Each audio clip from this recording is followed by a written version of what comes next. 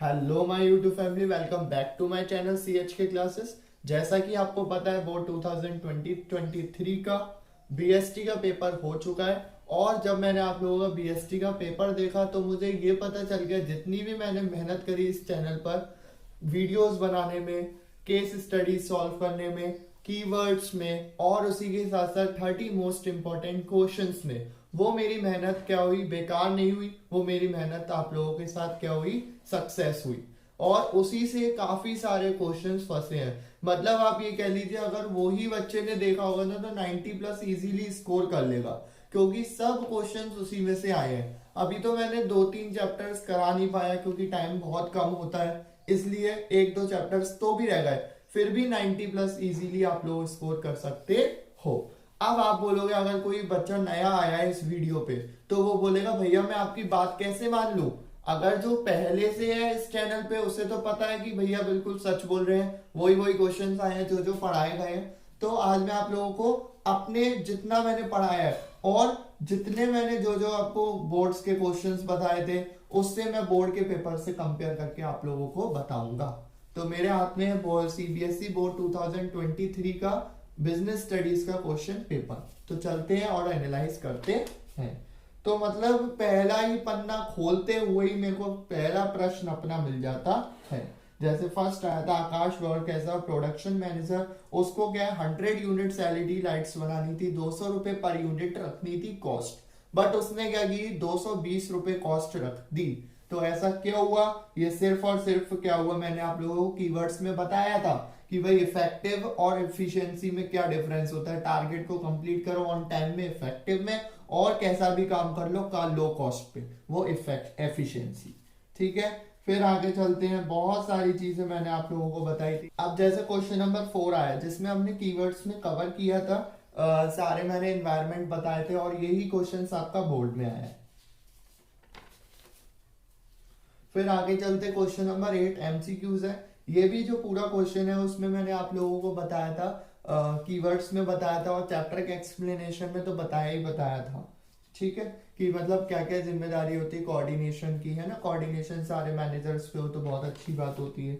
फिर आगे चलते हैं, आगे चलते चलते चलते चलते हम पहुंच गए 14 क्वेश्चन पे। 14 क्वेश्चन भी मेरा ही आया बिल्कुल। कीवर्ड्स में मैंने आप लोगों को बताया था डेब्ट अपॉन रेशियो क्या होता है, वर्किंग कैपिटल होती है, मैंने फुल्ली एक्सप्लेन किया था। तो आप सोच सकते हैं कितना अच्छा हुआ होगा पेपर जो मेरे से शुरुआत से जुड़े हुए हैं।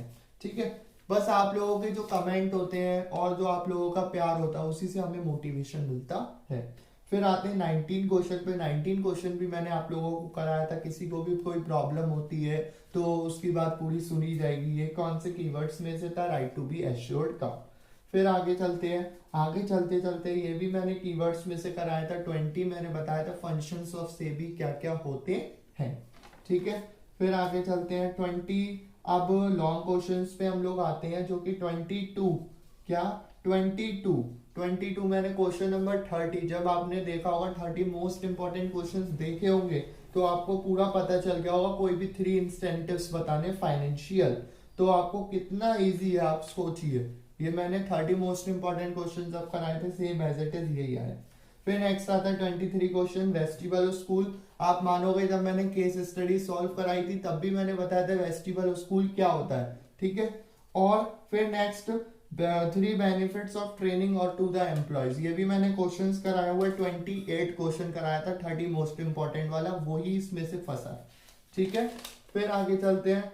फिर 25 का B, 4 benefits of internal source of recruitment. जब मैं केस स्टडी पढ़ा रहा था तब मैंने एडवांटेजेस लिख दिए थे और मैं कह भी रहा था यही आ सकता है बोर्ड में, बताया था मैंने आप लोगों को। तो यही सेम आया, स्टाफिंग में आया, बिल्कुल सेम वही आया। ठीक है, फिर आगे चलते हैं 26 में, explain any two describing the relationship between planning and controlling. जब मैं आप लोगों को बता रहा था ये कंट्रोलिंग का कीवर्ड्स तो भी यही मैंने आपको पूरा समझाया था, यही सेम एज इट इज उठ के यहाँ आ जाएगा।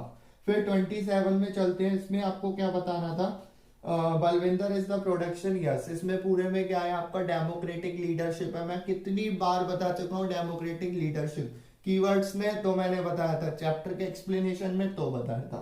तो ये भी आपका उठ के आ गया। ठीक है, मुझे लग रहा है कि मैंने एक बार शायद बात कर ली थी, जिसने भी पेपर बनाया उसी को मैंने सारे क्वेश्चन बता दिए थे कि ये दे देना, है ना। फिर आते हैं आगे चलते हैं 31 question, explain any 3 points that highlighting the importance of management. ये भी आ गया बोर्ड में, ये भी मैंने आप लोगों को बताया था, इम्पोर्टेंस ऑफ मैनेजमेंट लिखिए।